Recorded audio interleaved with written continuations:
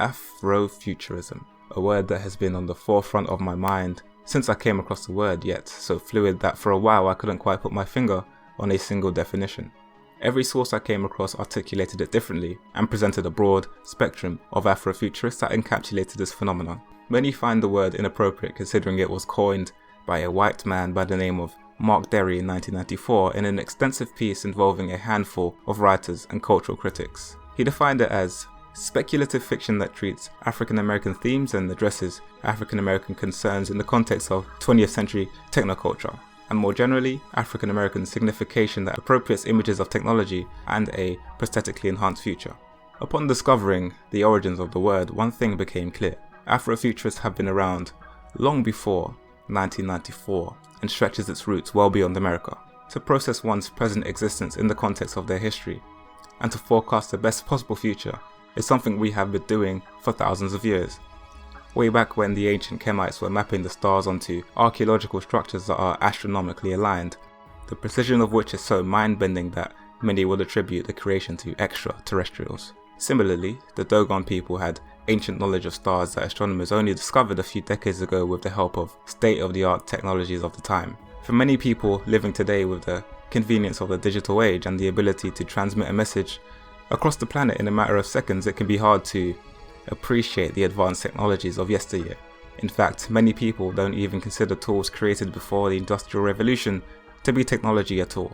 Afrofuturism comes in many different forms. It stretches far beyond black sci-fi blockbusters like Black Panther and reaches its roots into the fields of writing, fashion, photography, and music.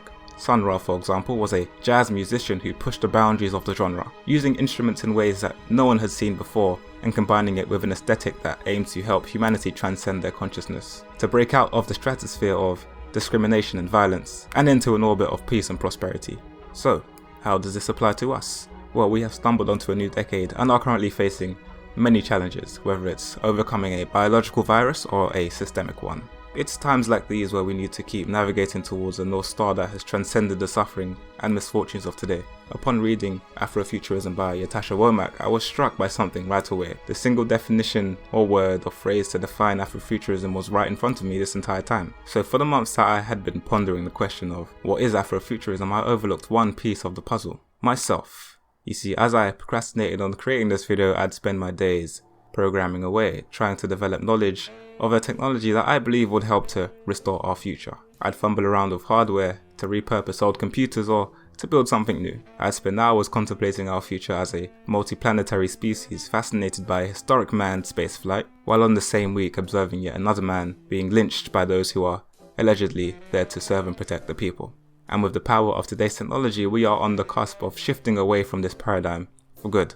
We cannot be complacent. We cannot allow half-assed apologies and useless reforms to realign the destination of our mothership. We must be in the driver's seat. For the longest time, I did feel somewhat unqualified to make this video. How could I possibly produce a compelling piece of content that could express such a vast universe of ideas? But I've since realized that Afrofuturism is a process, and we are a part of that process, and it's our time to use the technologies and tools of today to build our better future.